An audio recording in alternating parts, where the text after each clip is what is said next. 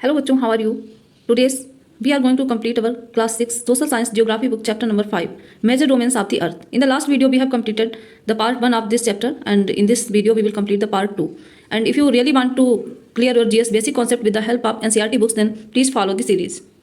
In the last video we have completed and learnt about the lithosphere, and in lithosphere we have learnt about continents, and there are 7 continents. And in this part we are going to read about the hydrosphere, the second component of the earth. So let's read about the hydrosphere. जल मंडल. The earth is called the blue planet. हमारी पृथ्वी को क्या बोला जाता है? नीला ग्रह. More than 71% of the earth is covered with the water and 29% of is with land. जो हमारी पृथ्वी है उसका 71% जो हिस्सा है वो पानी से घिरा हुआ है, और 29% भाग जो है वो भूमि से घिरा हुआ है. तो ये कुछ डिवाइडेशन आपको पृथ्वी का बताया गया है. Hydrosphere consist of water in all it's forms. और जो जल मंडल है वो हर तरीके की फॉर्म में, प्रत्येक रूप में आपको वहाँ पर पानी मिलता है. As running water in ocean, वो महासागरों में बहता हुआ पानी हो सकता है. रिवर्स एंड इन लेक्स, या फिर नदियों या झीलों में बहता हुआ पानी हो सकता है. आइस इन ग्लेशियर्स, या फिर ग्लेशियर्स में बर्फ के रूप में हो सकता है. अंडरग्राउंड वाटर, या भूमि के नीचे जो जल पाया जाता है वो हो सकता है. And the water vapour in atmosphere, या फिर जो हमारे वातावरण में जो नमी पाई जाती है, जलवाष्प पाई जाती है, उसके रूप में भी देखने को मिल सकता है. More than 97% of the earth water is found in the ocean. और यहाँ पर आपको फैक्ट बताया गया है कि 97% से ज़्यादा पानी जो हमारा है वो महासागरों में पाया जाता है. जितना वाटर हमारी पूरी पृथ्वी पर पाया जाता है, वो अर्थ पर 71% टोटल वाटर पाया जाता है. और उसके जो वाटर हमारी पृथ्वी पर पाया जाता है, तो यहाँ पर आप देख सकते हैं 97.5% वाटर जो है वो ओशियन में होता है, महासागरों में होता है. And it's too salty for the human use. और आपने पढ़ा होगा कि महासागरों का जल जो होता है वो साल्टी होता है, उसमें नमक बहुत ज़्यादा मात्रा में पाया जाता है. A large proportion of the rest of water is in the form of ice sheets and glaciers or under the ground, and a very small percentage is available as fresh water for human. और उसके अलावा जो 2.5% हिस्सा है water का, वो कहाँ कहाँ पाया जाएगा? आइस शीट, बर्फ के रूप में, ग्लेशियर्स में पाया जाएगा, या फिर छोटी सी परसेंटेज अवेलेबल है जो कि फ्रेश वाटर के रूप में है, जो ह्यूमन यूज कर सकते हैं. Despite being a blue planet we face a shortage of water. तो इस तरीके से हमारा ग्रह जो है उसको नीला ग्रह बोला जाता है, लेकिन फिर भी हम वाटर की शॉर्टेज को फेस करते हैं. अब हमें बताया जा रहा है ओशियंस के बारे में. Oceans are the major part of hydrosphere. जो महासागर हैं वो एक बड़ा हिस्सा है जो हमारा जलमंडल है उसका.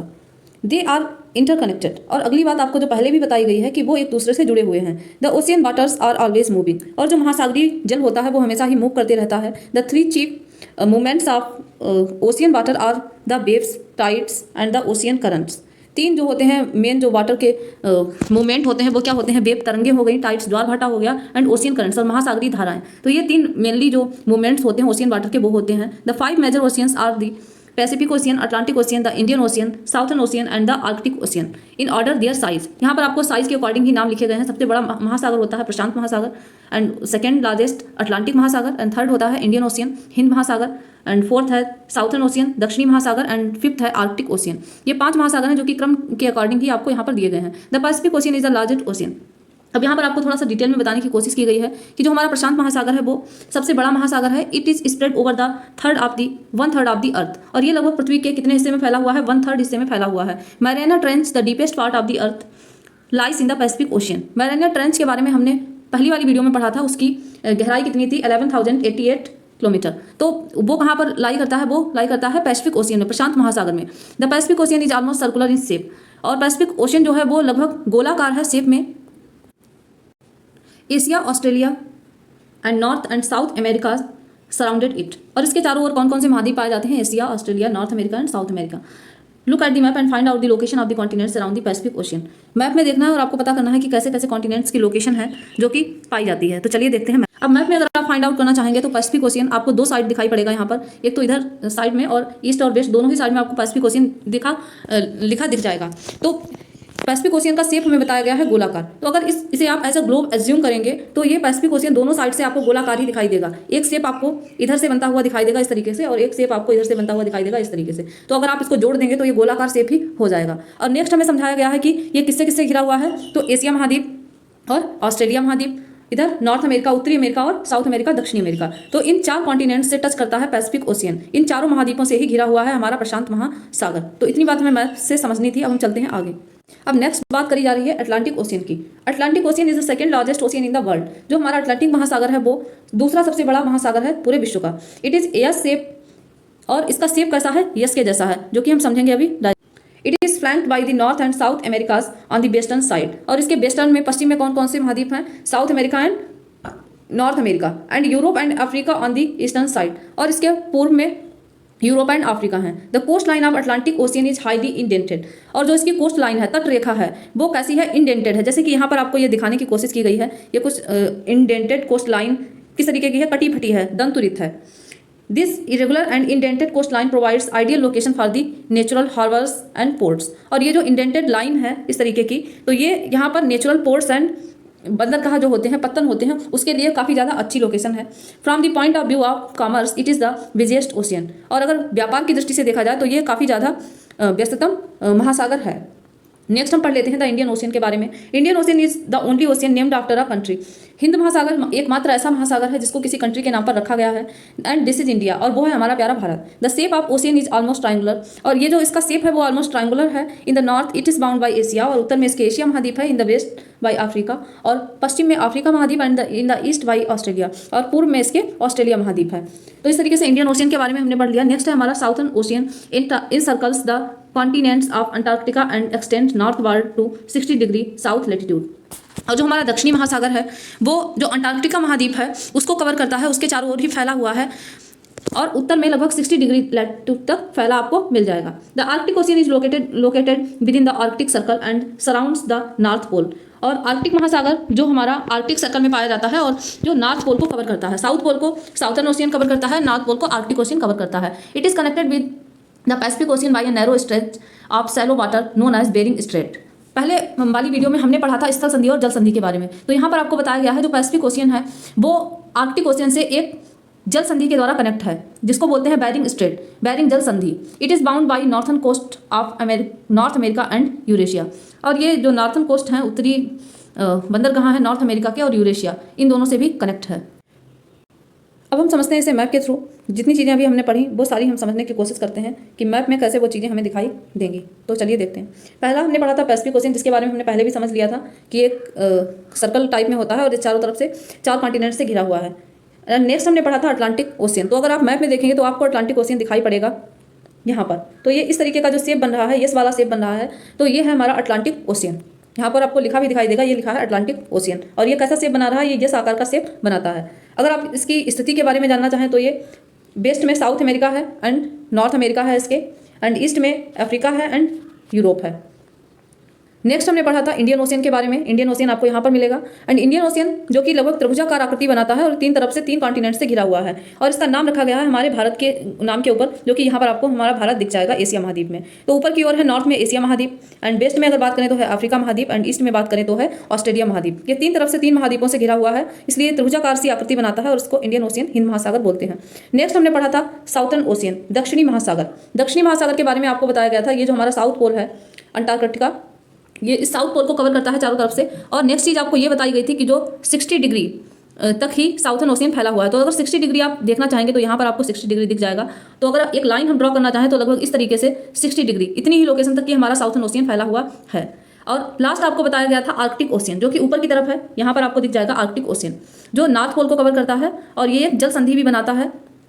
वो कौन सी जल संधि थी? Bering strait. तो ये कुछ चीज़ें थी जो हमने जानी ओशियंस के बारे में मैप के थ्रू, और आप लोगों को आई होप समझ आ गया होगा कि मैप में कैसे आपको चीज़ें देखनी है और कैसे समझनी है।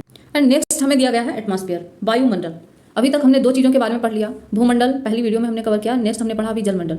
थर्ड पार्ट है इसका एटमॉस्फेयर, वायुमंडल। अब हम समझ लेते हैं वायुमंडल के बारे में। The earth is surrounded by a layer of gas called is atmosphere.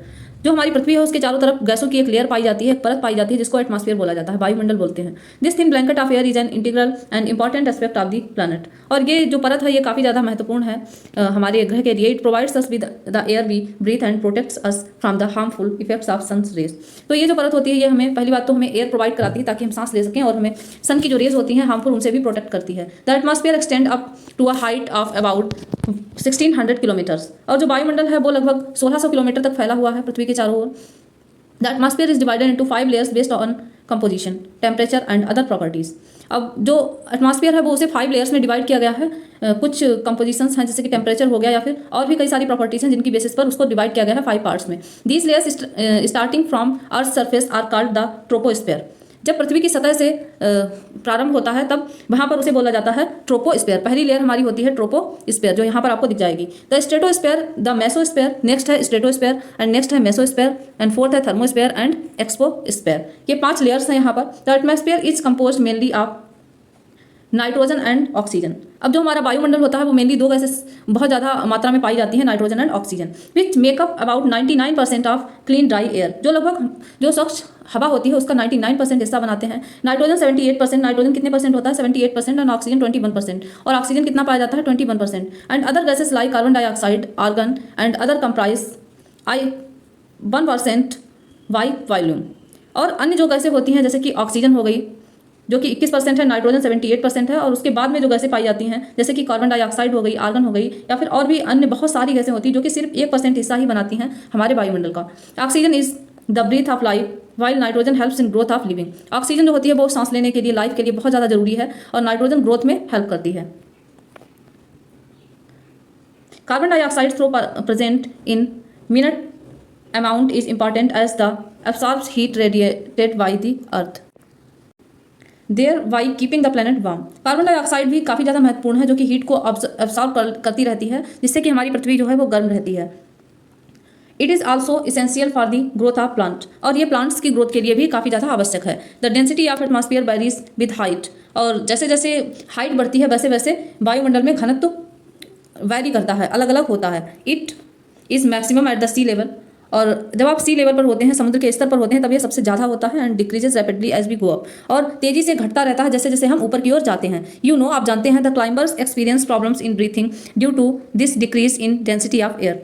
जो क्लाइंबर्स होते हैं, जो पहाड़ों पर चढ़ाई पर्वतारोही होते हैं, तो वो काफ़ी ज़्यादा दिक्कत महसूस करते हैं इस डेंसिटी जो कि हवा में कम होती जाती है इसकी वजह से। They have to carry with them oxygen cylinders to be able to breathe at high altitude, और वो बहुत ज़्यादा ऊंचाई पर सांस ले पाएं इसलिए वो अपने साथ ऑक्सीजन के सिलेंडर्स ले जाते हैं। The temperature also decreases as we go upwards, और जैसे जैसे हम ऊपर की ओर जाएंगे वैसे वैसे टेम्परेचर भी कम होता चला जाएगा। The atmosphere exerts pressure on the earth, और एटमॉस्फेयर जो है वो एक दाब बढ़ाता चला जाता है पृथ्वी के ऊपर। This varies from place to place, और ये एक प्लेस से दूसरे प्लेस पर अलग अलग होता है। Some areas experiences high pressure and some areas low pressure, कहीं कहीं पर दाब बहुत ज़्यादा होता है और कहीं कहीं पर दाब बहुत ज़्यादा कम भी होता है।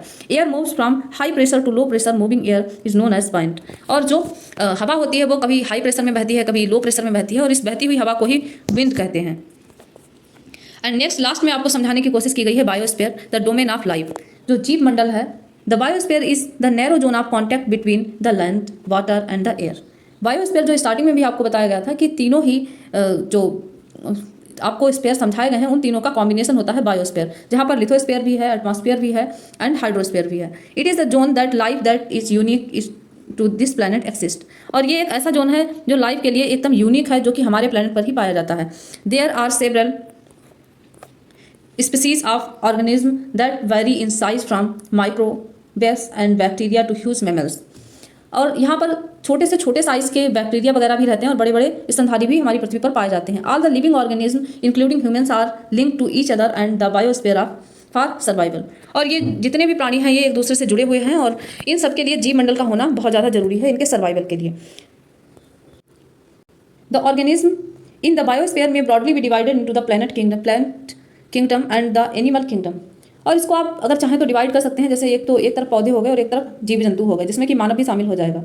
The 3 domains of the earth interact with each other and affect each other in some way or the other. जो 3 डोमेन्स हैं वो एक दूसरे को किसी न किसी तरीके से अफेक्ट करते हैं। For example cutting the forest, जैसे कि अगर आप जंगल काट रहे हैं for fulfilling our needs of would, अपनी लकड़ी की आवश्यकताओं को पूरा करने के लिए, और क्लियरिंग लैंड फॉर एग्रीकल्चर, या फिर भूमि की सफाई कर रहे हैं खेती के लिए, उसको खाली करने के लिए, may lead to fast removal of soil from slopes. तो इससे क्या होगा कि जो मृदा का कटाव है वो बहुत ज़्यादा हो जाएगा।